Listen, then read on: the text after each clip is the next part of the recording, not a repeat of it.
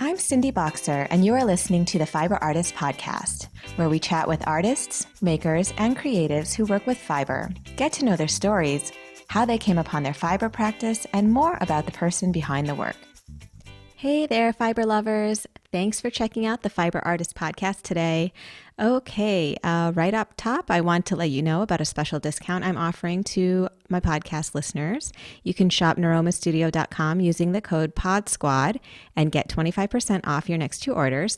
It doesn't matter if you've been a longtime customer or if this is your first order. You can get 25% off anything in the shop. Just head over to niromastudio.com to stock up on all your cotton rope or string, recycled ribbons, sari silk, cotton frizz ribbons, recycled chiffon, or wool art yarns. I have been getting the sweetest messages and DMs from you all, letting me know how much you're enjoying these chats. I love getting these messages. Thank you so much. They seriously make my day. If I can ask one favor, if you could please subscribe on YouTube and give the videos a like and a comment. It helps so much as we try to beat the algorithm. You know, we're living this life now to beat the algorithm. And, it just helps a lot to get the podcast seen far and wide. So please do that. And if you want to reach out to me personally and ask a question, or if you'd like to be considered to be a guest on the pod, email me at thefiberartistpodcast@gmail.com. That's fiber with an ER. So thefiberartistpodcast@gmail.com. Okay, this week's episode is with fiber artist Jeremy Rise. Jeremy goes by Germ, so that's what I'll call him here. Germ was such a delight to speak with. He is a go-getter with a capital G. He's one of those people, you know the type, you can basically see the actual wheels spinning in his brain. He's always on the go, always creating and working toward his goals. He seriously made me want to pound an espresso and get to work. This is one of those episodes you'll want to watch on YouTube and not just listen to the audio, because he gives us a tour of his space and it is a beautiful wonderland. You can find Germ on Instagram at justgermthings and online at jeremyrise.com. Definitely go take a look at his work. How do you even explain it? It's infused with pure, unbridled joy. And I think you're going to love it as much as I do. Okay, so without further ado, here's Jeremy Rise. Hope you enjoy this episode. So wait, I know people call you Germ in your real life, but do people who you just met call you that? It's funny. It's actually kind of taken by storm. It started with, I needed to make an Instagram handle, 10 years ago, for my normal Instagram. And I used Germ for that. And then it just kind of stuck. And then now, my friends call me Germ Dog, like a lot of them do, or Germ. But people actually call me Jeremy less and less. I'm like, hey, I actually have a real name. I know, maybe you should just change it officially. Just Germ. Yeah. Just then Germ. In a more professional setting, people are like, your name's Germ. And I'm like, okay, maybe it doesn't work as well. I know, but you're an artist, so you can kind of do whatever the fuck you want. You know what I mean? Yeah. Yeah. I'm leaning into it. Yeah. Well, happy birthday. I know you just celebrated your Thank 30th? 30th. I know. Yeah. It's been drawn on for a couple weeks now. I kind of started with it initially being an early birthday for the art show that I had a couple weeks ago. Mm-hmm. And then technically I'm on vacation all the way up until Tuesday of this coming week. I know. So really making the most out of the 30th. That's crazy. You basically have been partying for 2 or 3 weeks. Wait, so you went down to Mexico. I had to hear about this trip. But first, tell everybody where they can find you online. Yeah, so a couple places. So on Instagram, just Germ Things, all one word, just JERM Things. And then I have a portfolio / website that's jeremyrise.com. Okay. So either of those, they both have links to each other on them. So if you find one, you'll find the other. Okay. Awesome. Thanks. And yeah, I am dying to hear about your 30th birthday because I cannot believe, I know you brought a bunch of people down to Mexico, but I cannot believe that you were able to rally, what is it? How many people? There were originally 32 of us. 32 people down to Mexico, traveling internationally during a global pandemic. Like, how do you even get that many people together to agree on the timing and all of that? Has it been planned for a really Yeah, long time? it's been planned for a minute. So I spend a lot of time in Puerto Vallarta. So I'd say I live there 3 or 4 months out of the year. Oh, So nice. I'm Okay. really familiar with the area. Like a lot of my creative inspiration comes from the ocean and the jungle and like tropical things, coral reefs. So like I spend a lot of time there to create. But so because of that, I'm pretty well versed in all things Puerto Vallarta, and a lot of my friends haven't been. And so when I left there in April this past year, I was like, I'd wanted to do a 30th birthday. You know, I usually don't do a whole lot for my birthdays. I don't celebrate a whole lot of holidays in general, but I'd been wanting to do something for my 30th birthday. And weirdly enough, my birthday is during what is considered the off season in Puerto Vallarta. And it's because it's rainy, it's tropical storms, it's Right. humid. But because of that, it's really affordable there during that time, and it's kind of empty. So I had this idea of, well, if with the price point being so low and we'd be able to live like kings and queens, if I can get everyone on board early enough, collect all the money beforehand, and I know my friends, you know, they tend to trust me when I'm rallying for events for them and whatnot. So I was like, hey, you guys, you know, I have this plan.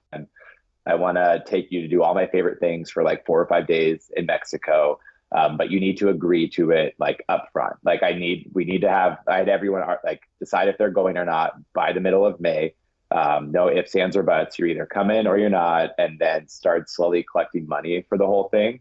So then when we Hmm. got there was nothing to do but have fun. So it made it a lot easier when we actually got down there. That's amazing. I cannot even imagine like how fun that must have been, especially for like, I mean, an extended period of time too. Like my girlfriends and I, we did it for our 40th a couple years ago. We went down to Turks and Caicos, but it was just five of us and only for like a mhm. long weekend because we have like kids and all that stuff. And I mean, if we had been able to extend it, oh, the the fun and destruction we could have experienced. Well, and you know, with a group that big, you have to do a lot of thinking when it comes to who you're going to bring. So, Yeah. like, I mean, I had people that flew in from New York, from Spain, from Dallas, from Vegas, from Oh, LA, from wow. Seattle, from San Fran. And then people who live in Mexico. So it was quite an eclectic group. But the reason it worked is because we kind of bucketed people into these different houses. And so we all stayed in this one condo building, and all the units in that building are like 3 to 5 bedrooms, and they're like built to party in. Like when they built this building, it was definitely with the intention of having groups of people come here and having a good time. So I kind of got people to group together in ways that I thought would, you know, keep them independent, but also allow them to mesh with the rest of the group. Because some people didn't know each other very well. Some people Right. knew each other really well.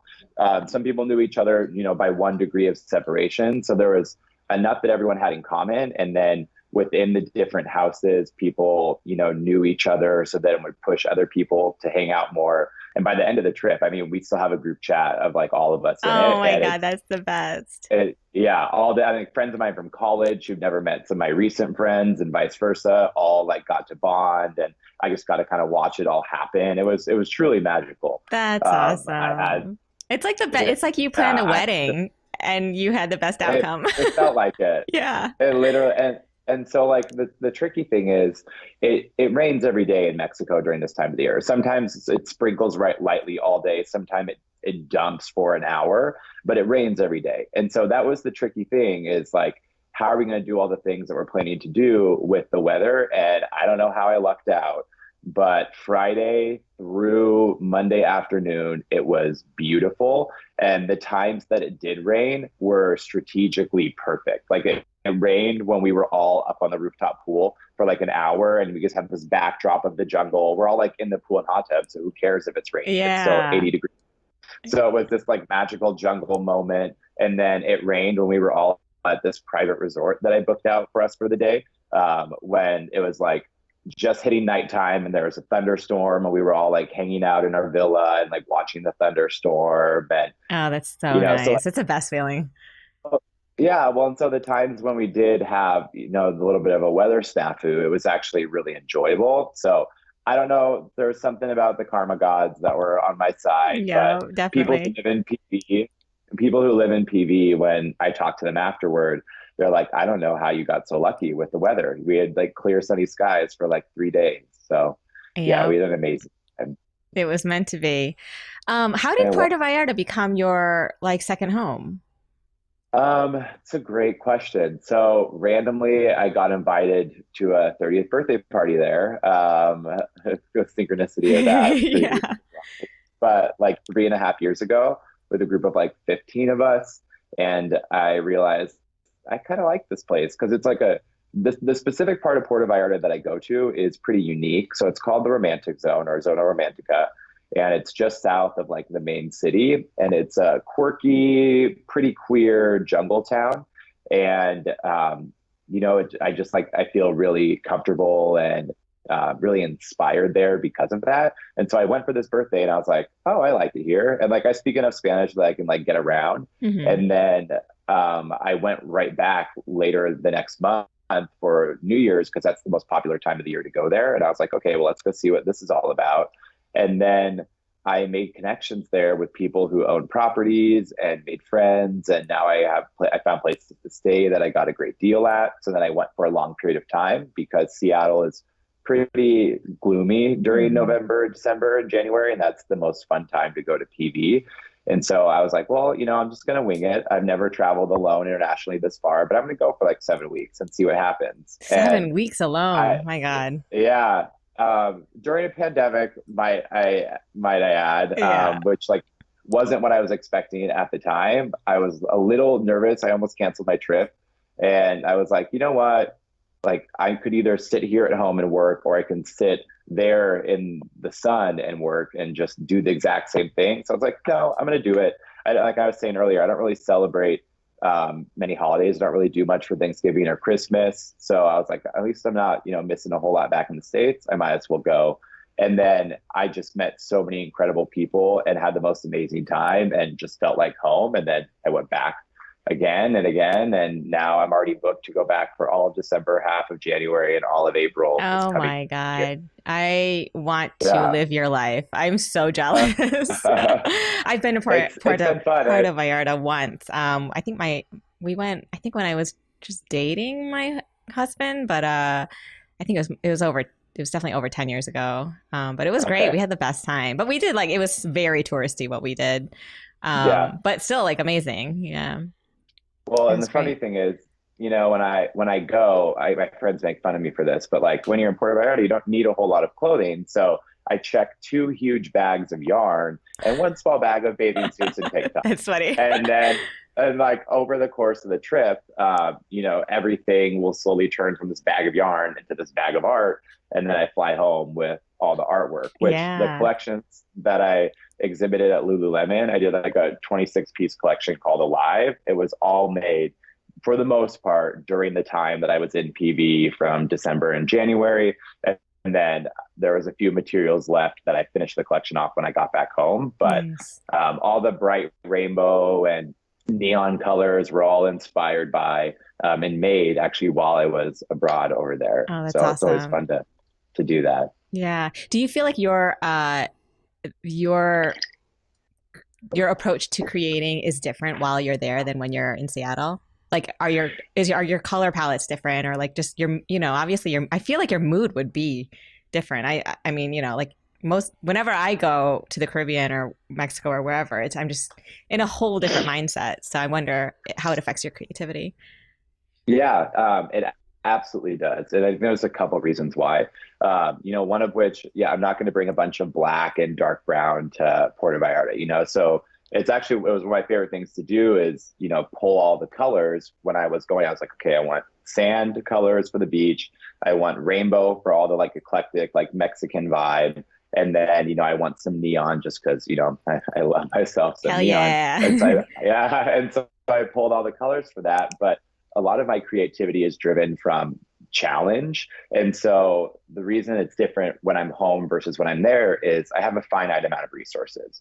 And Mhm. so it gets more and more fun the more I run out of what I have, because it's like I look at this pile, like how can I make most and the best with what I have? And when I'm here, I have yarn stores, I have my whole like studio upstairs. So like I'm not challenged by like, okay, this is all I have to work with for 6 months. What can I make with it? Right.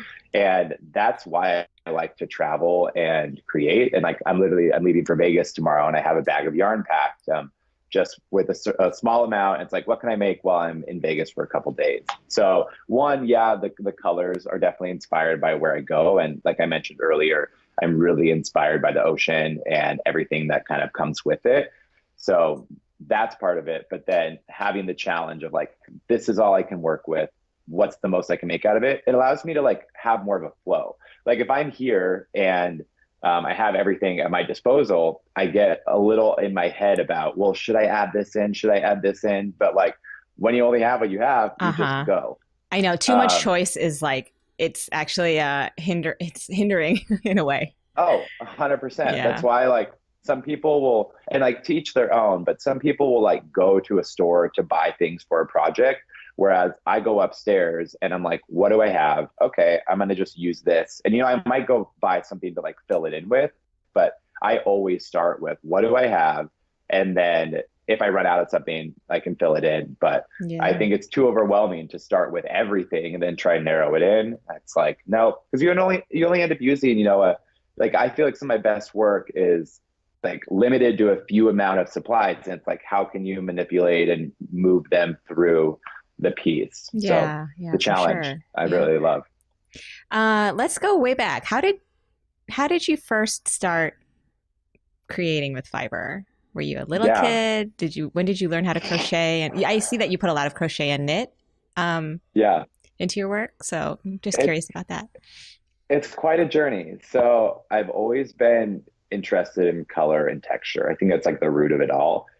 When I was really young, like in elementary school, I used to go to this like creative arts camp in California, and I learned to do like finger weaving with yarn. I learned to make like God's eyes with yarn, like the little kid yarn crafts. But Yeah. I would love going to the yarn store to get more materials to make them, like making pom poms, like all of that. Really young age, and then it kind of went away. Like I never really touched it again. And then in high school, one of my friend's moms knit and crochet, and I was like, that sounds fun. I can try that. So I knit and crochet in high school, but just like hats and scarves. I made a couple bags. And then that kind of faded out in college. I was way too into my school. I didn't really have time for anything else because I was poor. I wasn't going to go buy a bunch of yarn, but it's like yarn or food. Yeah. Where did you go to college? Oh, sorry, my dog. Um, Hold on. Hold on one second. One second.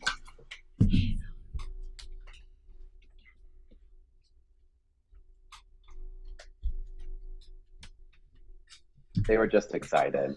I have to bring her on my lap because she's going to be a freak if I let her go out. Okay.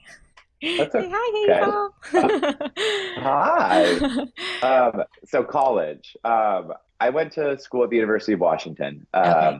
I originally wanted to be a plastic surgeon, so I actually have degrees in biochemistry and chemistry from there, Oh, and wow. realized Well, pretty that's a quickly, big difference. yeah, yeah. And I also, I studied dance, performing arts there as well. So played trumpet, sang, so do a little bit of Oh, everything. wow. This Um, is so unexpected. I had no idea.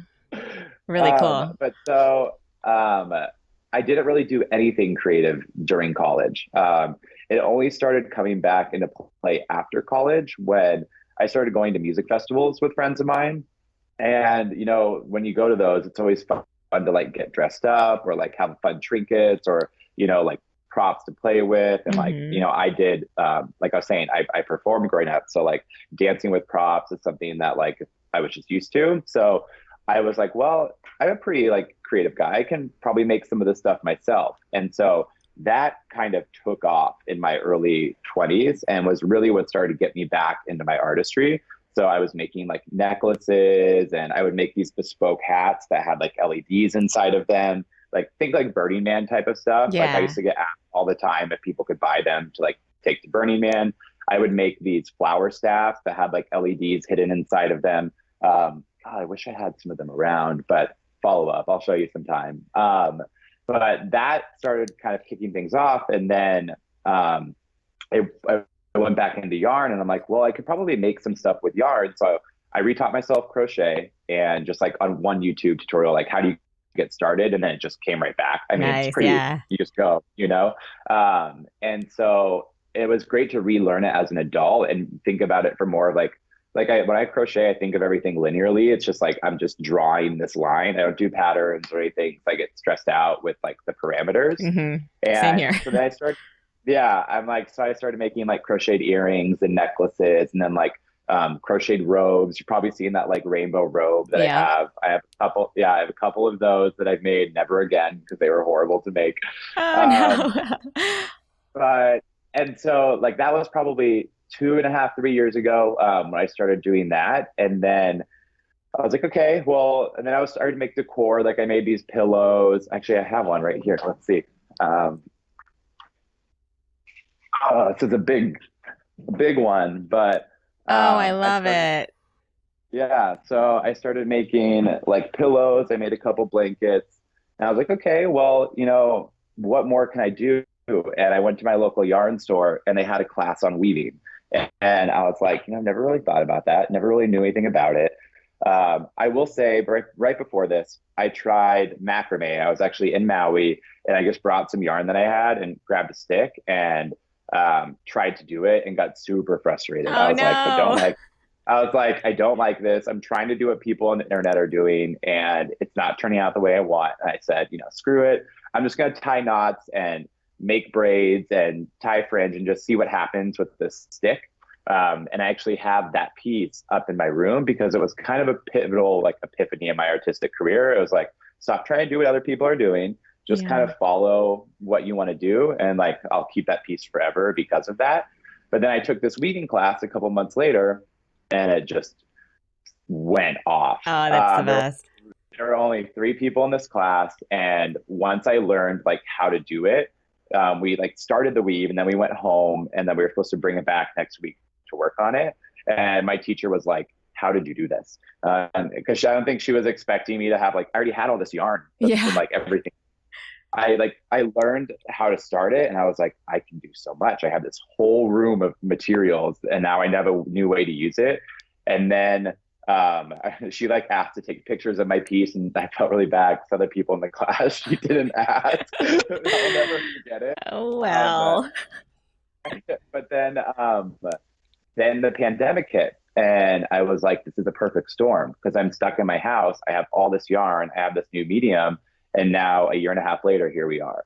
So it's Yeah. kind of just been this like organic journey. And I made like 100 pieces in like the course of really the pandemic. And I mean, it's still happening, but Yeah, you've been pumping them yeah, out like crazy. I can't stop. I literally can't stop. My friends, when I hang out with them, if I wasn't, and I don't even sugarcoat this, I will literally go to a social event with a bag of yarn. I have like different to go bags, like a really minimal one or like a slightly more involved one, but I'm always working on something. That's amazing. It's funny what you say about the harder to pick up macrame thing. I feel like that is common for people who either crochet or knit first, because there's always that question of like what to do with the ends. Like not like every time I teach, someone who is a crocheter or a knitter is like they get so confused by the ends that you just like let them hang. So I feel like Well, that's what kills, sorry to interrupt. I was no, gonna say yeah, what kills me is the long strings. yeah, I don't know right, what to do with them. exactly, And I like tried to watch a video that had you like roll them into balls. I'm like, nope, that doesn't work. exactly. I I can't. know. I tried doing it, and I'm like, nope. Power to those people who make the really big ones because the thought of even starting that and just having these like piles of string on the floor, Yeah, no way. it's pretty unruly for a while until you get to the end of a project. Um, Yeah. what was I gonna? Oh, so it's so funny that you're talking about the music festival thing. It's because I was thinking like, I wonder where he gets this aesthetic because I hope you'll take this as a compliment, but I was thinking like, um, from when I look at your pieces, I'm like, it's like if a 1990s club kid had a baby with like I guess, Betsy Johnson and a unicorn, you know? Yes, And I like, which is very like, and I that. love it. I love your aesthetic. It's like, cause I was in, but the thing for me was like, I went through that phase in the late 90s and the early 2000s, but I know you're younger than me. So I was like, yeah, he didn't go through that. You know, the same kind of era of rave and electronic music and whatever. But I guess it did. It lasted over the next Yeah, 10 years, and it just sort of morphed into a music festival slash Burning Man environment versus like the clubs and the raves that we did. But yeah, but very much so all of that, you know. yeah, I like to think it's, you know, like a slightly psychedelic, very like plush, kind of cloud like, with like hints of, you know, the ocean and whatnot. But there's a lot of, you know, psychedelic rave elements, especially with the colors. You know, like I'm yeah. not, as you've probably learned, I'm not afraid of colors, you Oh know. no. Um, like the challenge of being able to combine colors in ways that people might not, you know, originally think is one of my favorite things to do. It's tricky because things will sell a little bit slower because of that. You know, not everyone like thinks in rainbow and neon the way that I do. But then when people do and they see a piece, you know, they're like, oh, I have to have that, which is really truly the reaction I'm looking for. Like, I don't want people to buy my work being like, oh, I could probably find a place for that at my home. It's like, no, I want you to buy it if you have to have it, Yeah. because I've had that reaction to work before. And like, plus people will pay more for that. Like, I have seen work that I'm like, I have to have it. I don't even care how much it costs. Like, that was made for me. I need it in Yep. my home. And since I am blessed to have a full-time, you know, day job that, you know, pays for everything else in my life, all of the art that I make is just, you know, an added bonus. And then it Mm-hmm. also gives me flexibility with people if they're like, I want that, but like I need some more time to be able to pay for it. I'm like, it's fine. I literally don't care. I'm here to make things that give you that reaction. Let's get it in your home, and then we'll figure the other stuff out later. So, Yeah. you know, things don't move as quick when you're creating with wild colors, but hey, you It's know, it's true, all about the fun. I feel like it ignites something in people much differently than, you know, just something that's Totally. just, you know, pleasing, like a pleasing thing to add to your home. You know what I mean? Yeah. There's Well, it's definitely like a funny. personality behind it and like a statement that the person who buys it is making and you know, you are making as the creator of it, you know? Well, and it's funny because like with art, you know, so I spend a lot of time in galleries when I travel. It's one of the things I like to do. And you know, the people that work there, they're like, you're not buying art to match your home. Like you shouldn't, like, if your art doesn't match the room, which I shouldn't speak because I literally made all the art in this room to match the room. But I'm an artist, so it's a little different. That's your But prerogative. It's when yours. yeah, upstairs it's a different world, but down here it all matches. But but like if you walk into like a collector's home, you know, and you see artwork everywhere, it does not match, Yeah. you know, and it's not meant to. You're meant to, because then it stands out more. People walk in, they're like, what's the story behind that? So like you're not supposed to have it match your home, but it's so funny. This art show that I had a couple weeks ago, I made a piece just before it, entirely neutral. We all know how this community loves their all neutral pieces. I was like, you know what? I have a bunch of neutral yarn left over from that like 8 foot piece that I made for the nightclub that has the lights in it. So I was like, whatever, I'm going to make a round piece real quick. Literally sold one of the first pieces at my art show before I could even take professional pictures of it. I'm just like, of course, everyone loves the all neutral piece. Yep. Sold before. Don't even have professional pictures of it. It's not documented anywhere because someone just wanted to buy it. But I'm like, it wasn't as fun to make, you know? Like, I mean, it was beautiful, but It's so funny it's because just it's so like funny. pics or or it doesn't exist, you know, because Doesn't exist. I don't truly believe you that you've ever made a neutral piece. Yeah, exactly. I mean, I have no pictures of it now, so Yeah, so it's funny. it's in my friend's home, and you know, I mean, she loves it, so it's Oh, that's great. But good. um, but yeah, it's just funny. I was like, the one time I make an all neutral piece, it literally sells before I can even document the fact that I made it. Yeah. You should put Afterpay on your website so the people who need to pay in increments can do that. Because you had Is that what mentioned that that's for? that's what it's for. That you pay in like four separate. I'm not sponsored by them, but like, you pay in four payments, and there's no interest for the Oh, person buying. Yeah, and you can just like program it into your website. Well, that's great because Yeah. I mean, I've just kind of done it on like honor system. I mean, I'm Hmm. not some renowned artist yet, so most people buying my work are like friends and family or like 1 degree of separation from that. But that would Yeah. It takes away a enable lot of people. the price barrier. Like it's been Yeah, really helpful even just for my is business. is it pretty easy to set up? Yeah, really easy. You just go to All right, Afterpay and then cool. like you sign up with them and then they literally go into your website for you and put all of the code in and they do it all. So that's Oh, it. wow. Yeah. Okay. It takes like a day. Boom. That's some great feedback right Yeah. there. So what is your day job that is giving you all this crazy time and travel opportunity and whatnot? Yeah. So I was an initial sales guy at a pretty high growth tech startup here in Seattle. So, I'm the third most tenured employee there right now. We've grown Oh, to about nice. 60 something. So, lots of flexibility, when you start a startup at a really early phase and kind of see it through. So, and then lots of, flexibility as a sales guy, especially in the tech world. And then Mm-hmm. especially in the, pandemic world when everything goes remotely. So I didn't used to have all the flexibility that I can with traveling, but that was one of the benefits that, COVID did bring in light of everything is now I can work wherever I want, whenever I want, which has allowed me to, do so much in a short period of time. But tech sales, software, hardware, I talk about it all day long. So I'll give you just kind of the short of it today. But yeah, it's what I've done since leaving college because I ended up clearly not becoming a surgeon. And I did Mm-hmm. some, lab research and realized that also wasn't for me. I was like, well, I was kind of having like a crisis. I'm like, what do I do? I have these degrees and I don't want to do anything with them. And I probably just jumped right into college too soon. But, that's kind of the path that we're put on. Mm-hmm. And I was like, well, I've been pretty good at sales my whole life. Like I worked through college. I worked at like Nordstrom, Kate Spade, Splendid, just like a bunch of retail gigs to, make extra money.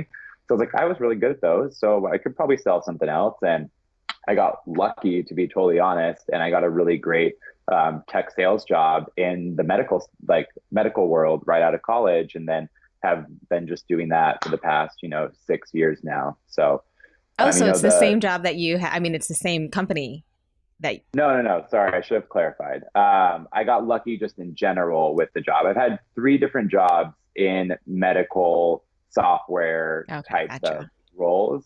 I started this one 2.5 years ago. And the hope is in a couple years, if the company just keeps going where we're going, You got IPO. the company, yeah, I Yeah. mean it's looking really probable the way we're at right now. We're on our way to Awesome. a Series B that we should have by the end of this year, which if it goes the way it should, would have us valued at $1 billion company, which is Nice. all you could want at as a startup. So Yeah, congrats. ideally, thank you. Yeah, it's been a lot of a lot of work, but ideally that would be able to catapult my art career because I could take a break for a bit and not Hmm. have to worry about the finances and just travel and create the large scale things that I mean, I love doing all these small scale, pieces, but ideally I want to be given a whole wall or a whole room and said, like, do something with this. Like my ideas are way bigger than the loom. Hmm. But where am I going to put them? I have a good size space here, but I can't be making like large scale work.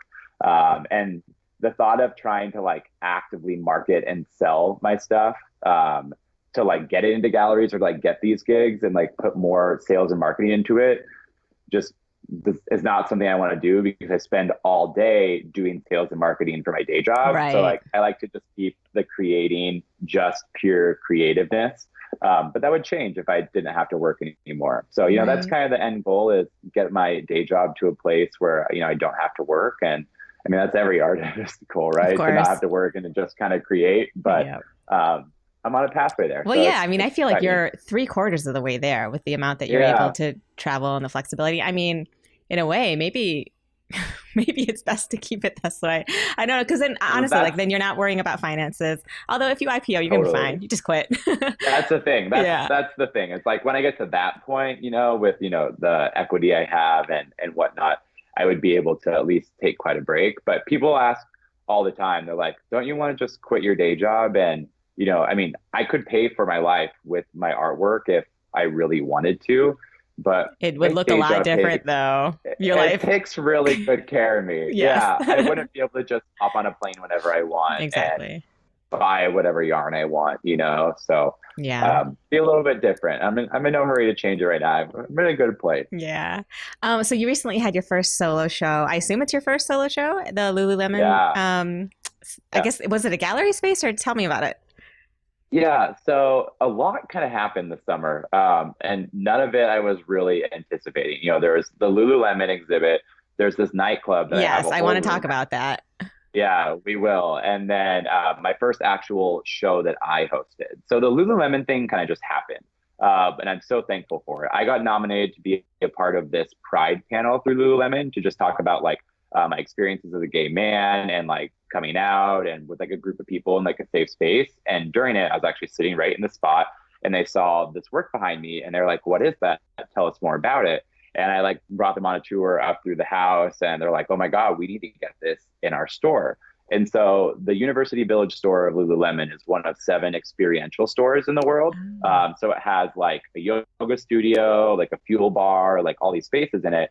And they have the ability to like host events. And so they're like, "We want to exhibit your work in here for a month." And I was like, okay. When they first talked about it on the call, I was like, I'll believe it when I see it. I'm not gonna get my hopes up. I get an Right. email 3 days later, like, "I'm exhibiting in Lululemon in Seattle, Washington." Like, what? Okay. Um, Amazing. uh, I had just finished photographing the Alive collection, which was all the stuff from PV. And I'm like, this would look great in a Lululemon on a white backdrop, you know? So I had all that collection plus a couple other pieces hung up there for a month. And then I had like a closing show. I couldn't do an opening show because COVID. It would have been a little odd to like be in the back of the store with masks, not being able to like have a drink or anything. So I was like, let's just wait until Seattle opens up. And I was able to have a small show, you know, about 30 people came, sold some work, you know, great exposure. And, you know, I was given the ability to do whenever I want again. So I'm going to again in the fall. Awesome. But then um, I'd always planned to have my own show. You know, once COVID eased up enough that I felt comfortable like renting a space, having people there, you know, requiring vaccination and not having masks. I was going to do it and I was going to use my 30th birthday as a way to kind of guilt people to come. Because I'd only been doing this art thing for a year and I've wanted to like, I mean, you know, fiber art, it's not the same in a picture. You Yeah. need to like be there. And like, I really think that I take like depth and texture like to a pretty extreme level and like you need to see it. So I was like, I want to get people in front of this stuff. But I've never hosted an event larger than like, you know, a small gathering at my house. So it was quite the undertaking, but ended up being really successful. So it was 2 weeks ago. I rented a space that was this yoga studio, all white walls, some natural lighting. I had about 40 pieces there. I also do a lot of thrift shopping, just like for fun. And so I collect clothing throughout the years, things that like are too cool to leave on the rack, but don't fit me. So then it was kind of a like multi-purpose show. So I had like 4 racks of all this vintage clothing for people to buy. I had my artwork all over the room. I brought in stuff from my installation at Supernova to like light the space up. And then I had some friends of mine DJ. And then there's a company called Hone. That's actually what I'm sitting here drinking out of this. That's a matcha company that my friends Okay. are co-founders of. And I had them do bar. So they made like Hone cocktails and mocktails. And then I bought a ton of champagne and it was a blast. That's You know, awesome. it was like 4 hours, about 100 people came and went, sold a bunch of work, paid for the event 4 times over. And like as a first event, I I mean, mean, it blew that's my insane. expectations. Yeah, it blew my expectations out of the water. I got offered to do it again at the nightclub that I have the gig at. So the next show, have you seen the paintings that I weave on top of? I've only done a couple of them, but they're like, here, I have them Are they on your right. Instagram? Because I can bring them up. Oh yeah, they Actually, I'm are. going to let me see.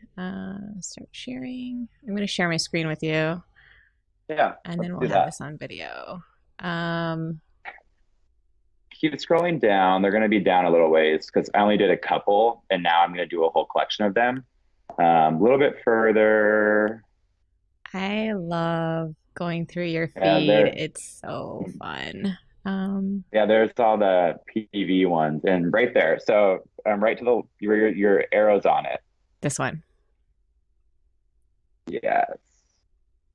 And the one after it. So Okay. these ones. So I'm doing Oh, beautiful.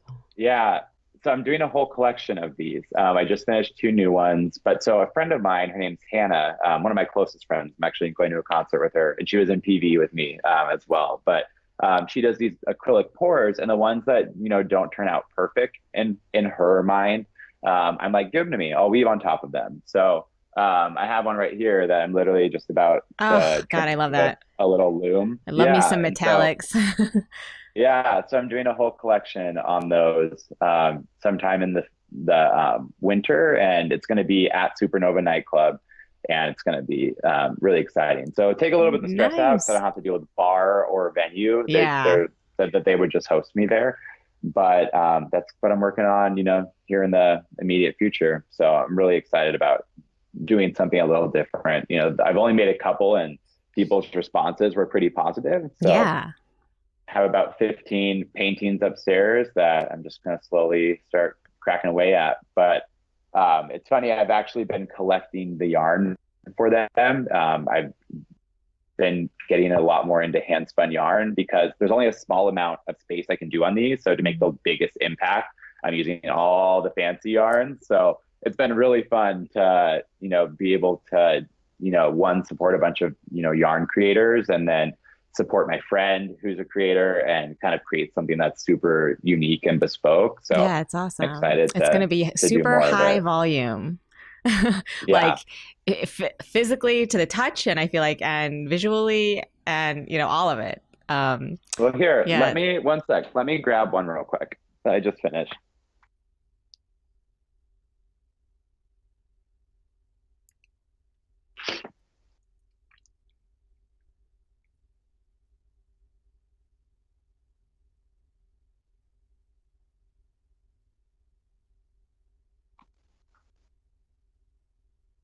So Oh, I just finished wow. this one yesterday. That's So so you can see cool. it's primarily hand spun all in there with Wow. some hand dyed wool. But yeah, That's I'm so really cool. excited. But so like this whole space in here, she messed up on. It was just like all black. So then I Hmm. just covered it, and it completely transforms the way that the piece looks. So, Yeah, completely. so I'm Wow, that's excited. really cool. I'm so impressed. I can't believe you have so many things going on. Like, do you sleep? No, No, I yeah, I know, know. and I don't stop. Like my poor Yeah. roommate, she'll kill me for saying this, but she always talks about how I make her feel anxious because I'm always working on something, and Yeah. she feels like she has to. Like I Yeah. don't really relax. Like Have I you like I was always saying been like earlier. this? Like, have you always been go, go, go? And like, I have to assume that your brain is always running. Um, Always. yeah. Like when I'm driving, I'm mentally thinking about everything. I'm like playing out all my next pieces. I'm playing out my birthday. I'm playing out the art show. Like I never stop. And like that's not to say that that's a good or a bad thing. I definitely feel overwhelmed at times. I'll be sitting on the couch, like trying to crochet as fast as I can, and I'm like, you could just chill, but I set these kind of unrealistic deadlines in my own mind to get all this stuff done. Like, oh, I have to get this done before I leave to go to this. And I mean, the good thing is, yeah, I get an insane amount of work done, which is always really exciting. But I mean, I need to relax a little bit more. It was great to like not bring any yarn really to my birthday party, Oh, yeah. I which was was going to weird ask if you did. for Like, if, me. yeah, None. good. Um, Literally brought none, and I was able to relax a little bit. Plus, I just had some of the most major milestones in my very short artistic career. Like I had the Lululemon thing, I had the show, I just finished another collection. I was about to start a new one, which is what I was just talking to you about. So like I had a good time to kind of like take a break. So it was nice. Plus Yeah. the nightclub is nearly done, and that's not gonna, I mean, I have everything done for it, and I just need to kind of finish installing it, but I have quite some time. So Is the I got a lot nightclub, of major milestones um, done. will you have an opportunity to create one of the like a much larger scale piece than your norm than you usually do?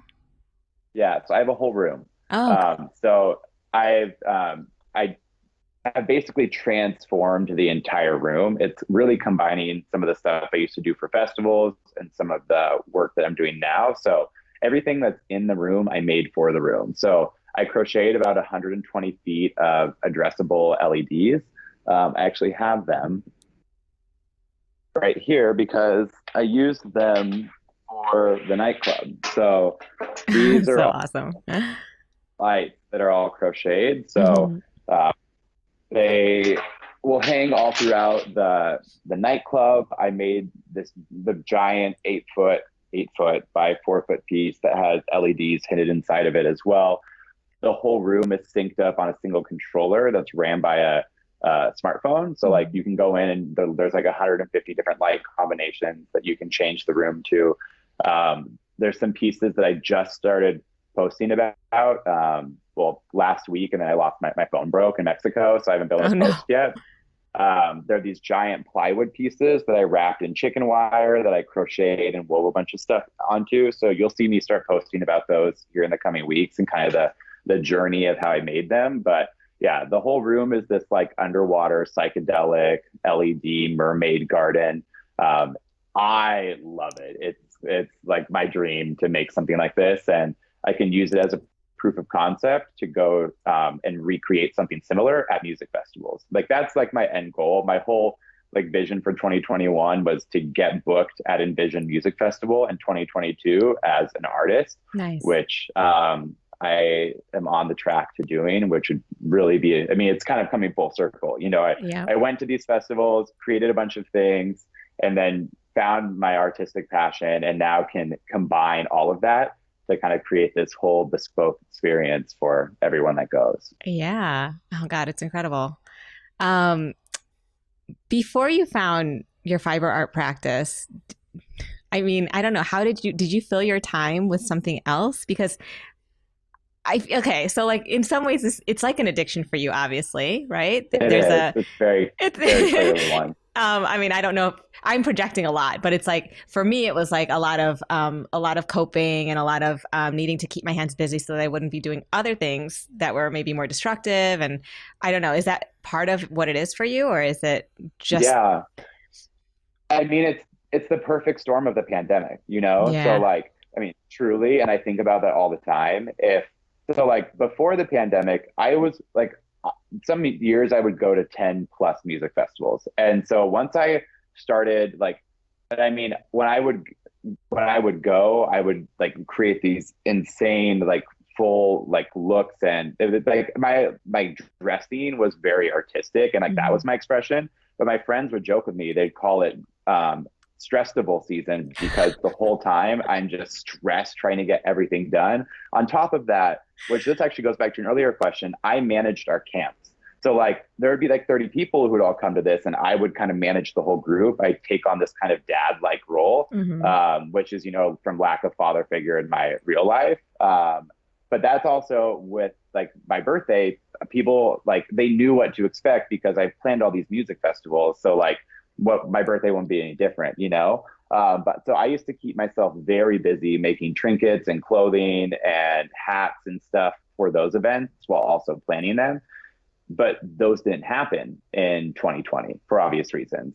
And but then at the same time, I picked up weaving. So it's kind of this perfect storm. And I Right. was really sad at first. I'm like, wait, a whole chunk of my identity is in this community and I'm missing out on it. And then I was like, well, wait, I found this new thing that I love to do and I have all this time, so I should just lean into it. Mhm. Um, Before all of that, video games took up my time. So this is a much better, you know, use of my time than, you know, just wasting away playing video games. But Right.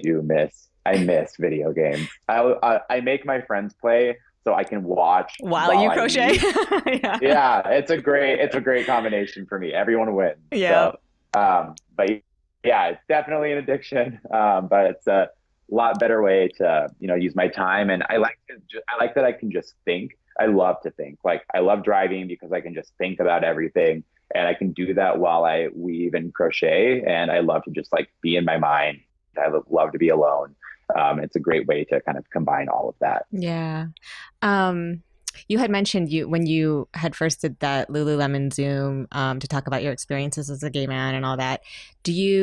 Does any of that come into play with your fiber work? It's kind of a weird general question, but I guess I'm wondering, Yeah. even as a child, like when you were doing that in high school, because most honestly, it's a very Yeah.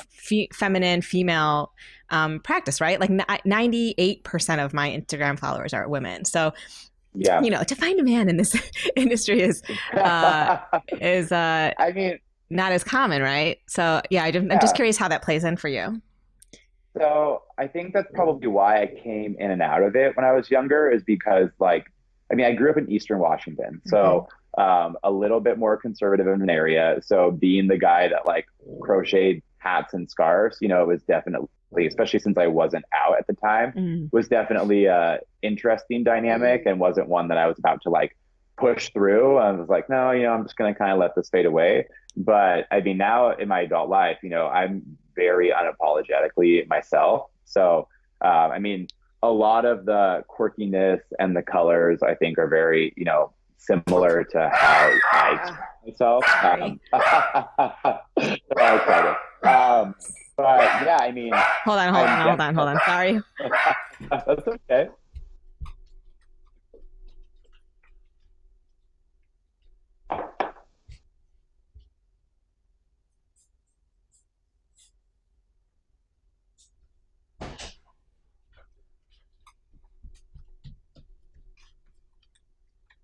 Oh, sorry about that. Worst timing ever.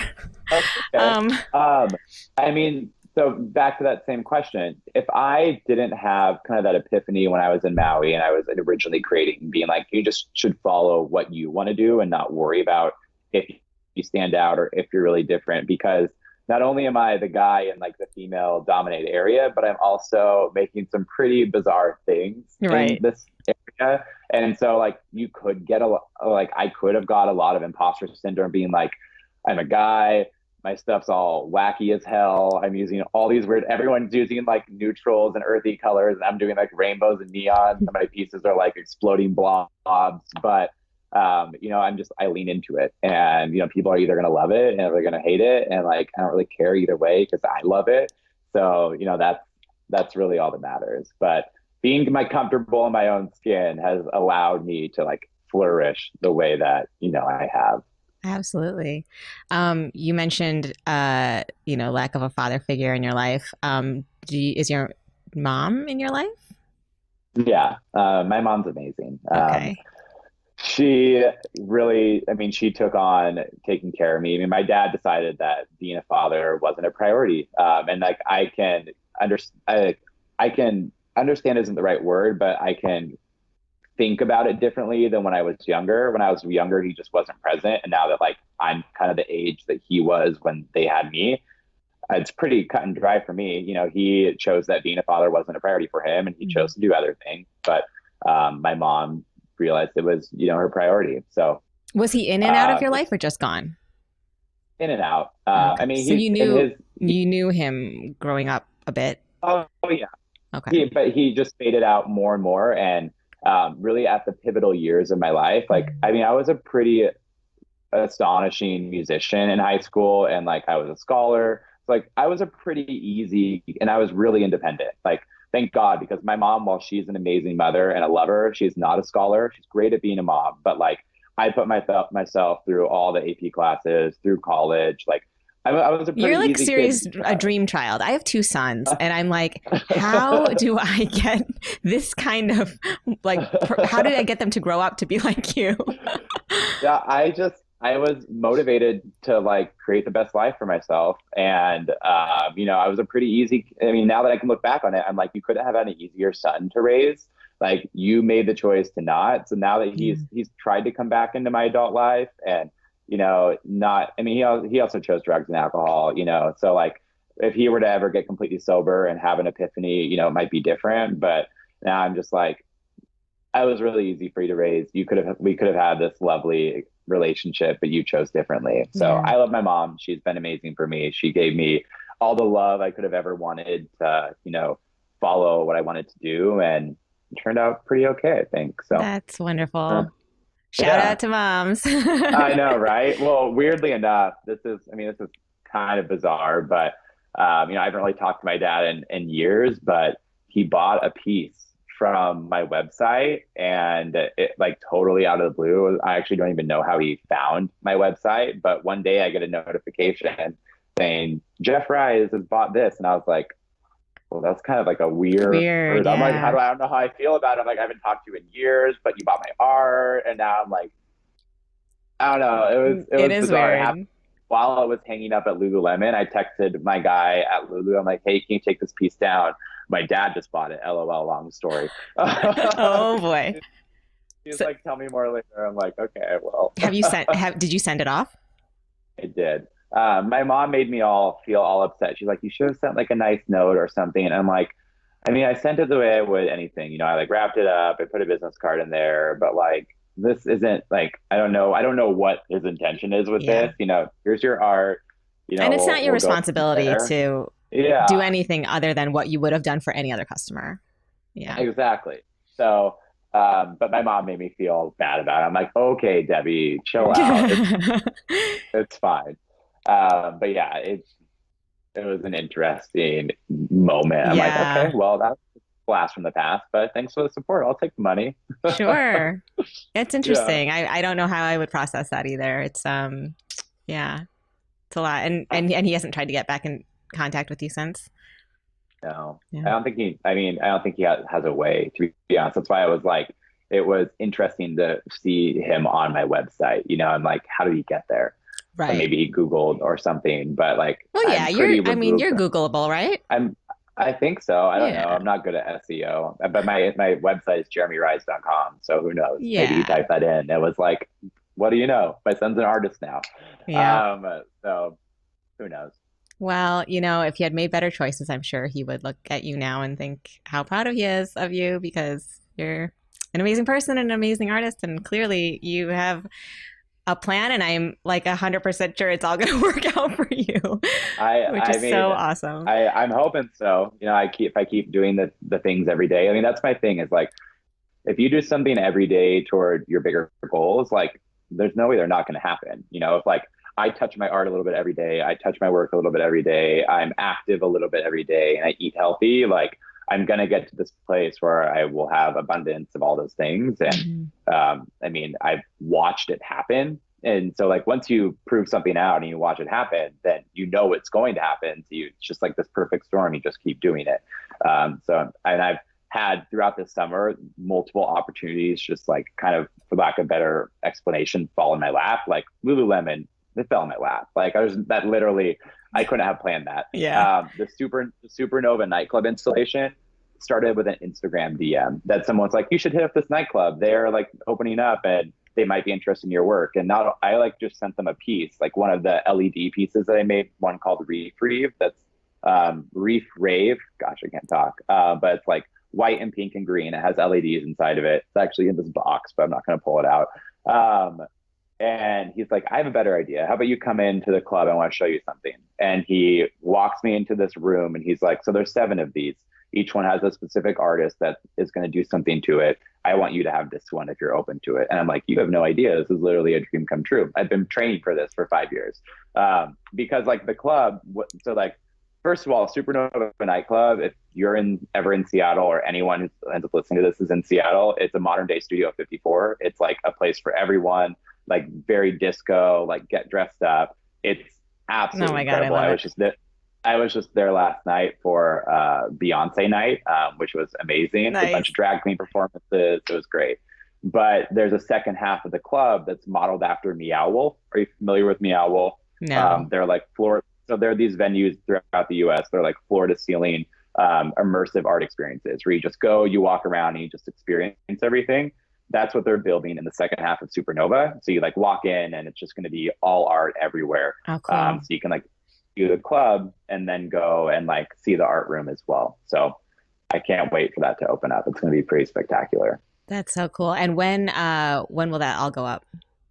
So the club's open right now, but they have to do a few more things to code for the second half. They need to put like fire sprinklers in and whatnot. And some of the artists need to finish up their spaces. So they're planning to do like a new release, I would imagine, around the time of the holidays, and like open up that whole other wing of the club. Okay. So I'll definitely be posting about that when that happens, because that should be a pretty pivotal moment in my artistic career, just because this club has blown up in Seattle in the past month and a half or 2 months that's been open. And, you know, having a whole room to myself in that club is going to be really, really special. Yeah, I think everyone's also with, you know, the pandemic lasting forever. I feel like people are just itching to go out and see people face to face and, you know, get crazy, go party.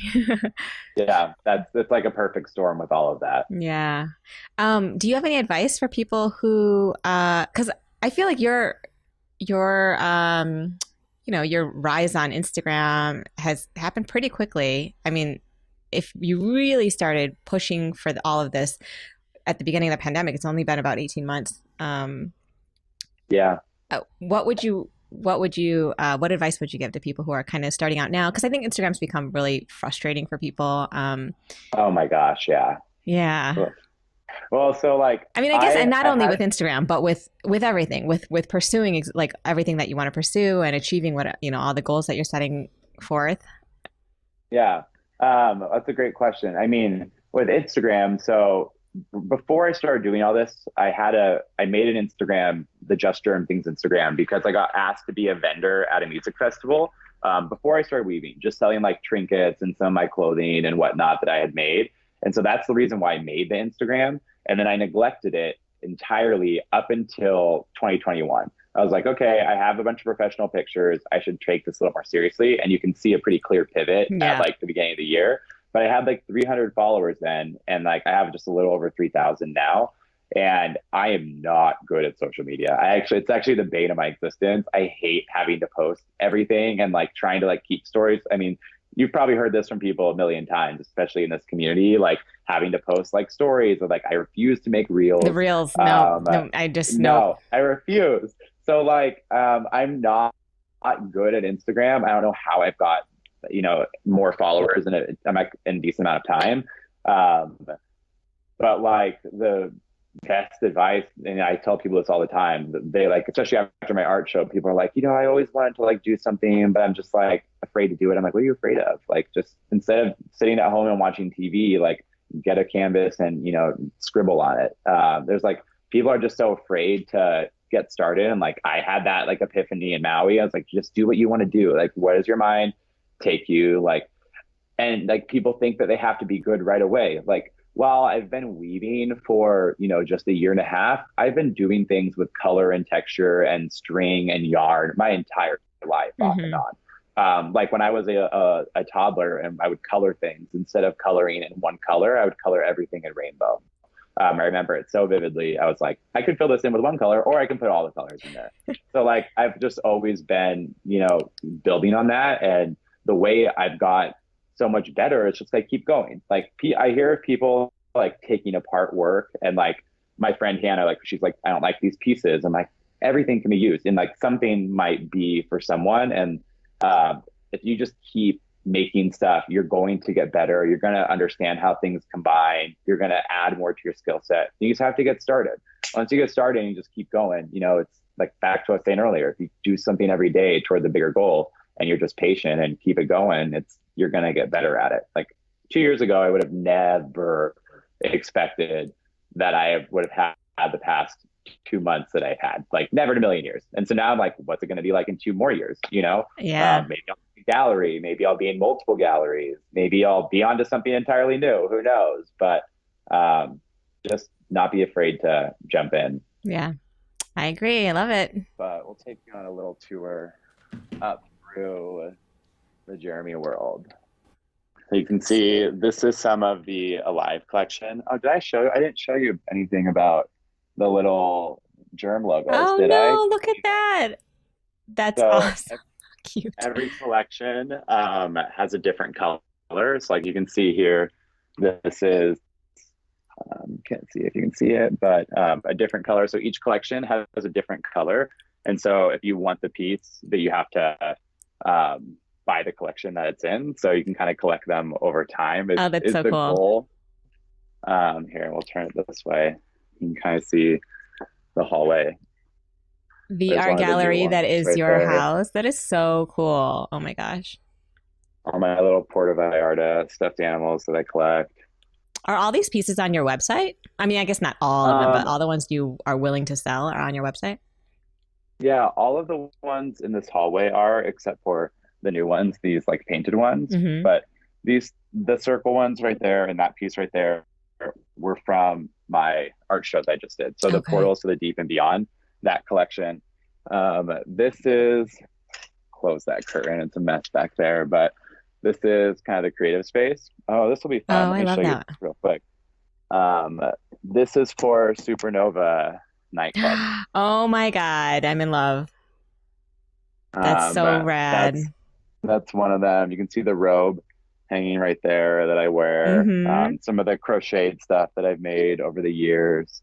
Some of the hats that I've made. Oh, So there's a bong right fun. You there. are so 90s club kid. You're like party Yeah, monster. you can see. Oh, I've seen Party Monster too. I love that. Oh, it's so funny. Um, I didn't realize Michael Alec died last year. Did you know that? I had no idea. No, I know. I was looking this up like a week ago because it's so funny. When he got out of jail, James St. James wrote this letter that got published, and it was hilarious. It was like catching him up on all the things he missed in the 17 years that he was in jail. Oh And my oh God. my God, it's hilarious. When you get off, you have to read it. It is Yeah, so I funny. need to go find that. But because also he's like a hilarious writer, right? But then one of the Yeah. points was like, oh, and by the way, Obama wants us to cough into our elbows now. Oh my It God. was written in 2014, right? When he got it. It was just so funny. Like, you have to read it. It is No, hilarious. I love everything about like the club kids, and that's why I Yeah. like Supernova nightclub because it kind of brings that back. Like Yeah, totally. I get like fully done up when I go out each night when I go there, and like you can't really do that at most nightclubs. People will wear like a button down or something, but like Right. I wore this like see-through beaded shirt and this like big vintage Oscar de la Renta hat, and I was like dripping in beads. So yeah, you can see here. Here's some of the like old like stuff that I've crocheted, like festival stuff, like little Oh, so cool. crocheted Chains. chains and whatnot. Yeah. So It's so yeah, this is fun. the creative space. Cool. Have a lot of fun in here. Can you show that first macrame piece? This one right here. Yes. Yeah. Oh, that no, So this that took me. the very first one you did that where you were just sort of learning and then Oh trying to yeah, figure out. yeah. Forgot we went in there. This one right Oh, there. yeah. That's so cool. I love that I can see like little seeds of what is to become Yeah, your current aesthetic. and it was before I ever did anything with weaving. So like weaving didn't exist to me at the time. I had Wow. no idea what that was. What's so sad is my favorite yarn that I've ever bought. You can kind of see the colors of it right here.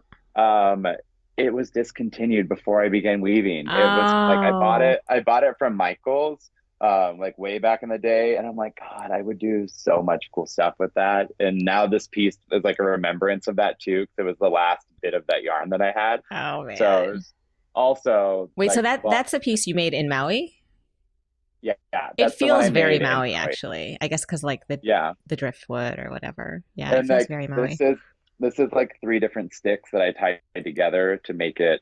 Um, Oh, cool. uh, yeah, tied here and tied there to make it like that shape. And this is kind of like when I was playing around to figure out like what I wanted to do. You can see all the same colors and stuff, and then I Yeah. like blew it up and made it a little bit bigger. Oh, So cool. they will stay here as a little remembrance of where I started. Oh, here we Awesome. go. Here's one of the. Remember, I told you I like made these flower Oh staff things. yeah, for the festivals. Oh, Uh, that's so yeah, fun. so like they light up in the top and then all along the staff, but you can't see the lights unless you turn them on. That was kind of the fun of it, is making it look like it doesn't light up, and then when you turn it on, it's like a whole different experience. Kind That's of so like those, like cool. the LED piece that I just lit up Yeah. in my room. See, back in the days, we would just do what were they? Oh my God. Like Glow the sticks. yeah, well, yeah, glow sticks on strings. Yep. Yep. Yep. I You know had what the I mean? whole thing down. Those still So come fun. out. Yeah. So Oh my God, I those sound like such an old fucking fart. I mean, like back in the day. we just made glow sticks around. Yeah. And made really cool shapes for everyone that Yeah. was tripping balls. I mean, people still ahead of your time. Yeah, yeah, that's true. I was OG. I was first generation. I had to start somewhere. You didn't Yeah, have LED technology back then, it's so true. glow It's sticks true. were it. Yep. Yeah. We made do with what we had. I love it. Yeah. Yeah, I mean, I'm glad I walked you up there because usually, I mean, I wasn't planning on that. I'll show you one other thing real quick, because it's really different than anything else that I've done. So, uh-oh, it broke a little bit, but I was at a bachelorette party in Austin, um, in July, and I went into the woods and found a bunch of sticks and tied them together to create whatever this is. But Cool. there's some of your stuff in Oh, here. nice. I see it. My Quite a bit of it supernova string actually. Yeah. ribbon. And then stuff from Scout Wovens, felted Cool. stuff. There's some Love Fest fibers in here, but yeah, this one's different. It sits in a jar. I don't know what to do with it because it doesn't really hang. That's But cool. You haven't posted this on your Instagram, have you? no, You're right. I You're have. not good at social media. I'm just kidding. No, I'm not. I don't even know what to call it or what to do with it. But it's like six sticks that It's I tied it's together, and fiber sculpture. yeah, Yeah. it's what Very it is, I cool. guess. A But yeah, manifestation of your thoughts. just drunk at a bachelorette party, sitting by Yeah. the pool with a bunch of sticks. I was in a Speedo walking out into the woods. They're like, "What are you doing?" I'm like, "I want to tie some sticks together and make something." They're like, "Okay, sure." And then they see this come out when I'm done, and they're like, "How did you tie six sticks together with a bag of yarn and create this?" And I'm like, "I really don't know, you know?" You can call it So, this girl's last hurrah. yeah, right. I mean, it pretty much is. Yeah. But yeah, they know you got to see a little bit of literally everything that That's I've awesome. done over the years. So Thank you for that tour. That yeah, adds so much. Awesome. yeah, there you go. I'm glad we did that. It was Yeah, a me good idea too. to. Oh my gosh. Well, thank you so much. It's been so awesome talking to you and getting to know you and your journey. It's like it's your energy is awesome. It's like it's very contagious, and I think that's probably a lot of what helps kind of propel you forward. I think people probably love being around you because you have all this like I don't know, it's like motivating energy. But yeah, I'm so looking forward to seeing where the next couple years take you. And I mean, I know you're going to achieve everything that you want. So That's the yeah. hope. Thanks, Well, Jerm. cool. Yeah, no, this was so much fun. I've never done anything like this. So when you asked, I was like, once again, when people offer things, just jump right in. So, I Yeah. mean, it was a blast getting to chat about all this. Plus, I mean, I'm still riding the high of my 30th birthday and my art show. So, I mean, what better time to chat about everything? So, thank you so much for Awesome. the chance to do that. Of course. Thank you. I'll see you around. Check the show notes of each episode to get the website and Instagram for each of the fiber artists I speak with. Be sure to give them a follow. And you can view video from this podcast on niromastudio.com/The Fiber Artist Podcast. If you enjoy the Fiber Artist Podcast, go to Apple Podcasts to subscribe, rate, and review. Thank you for listening.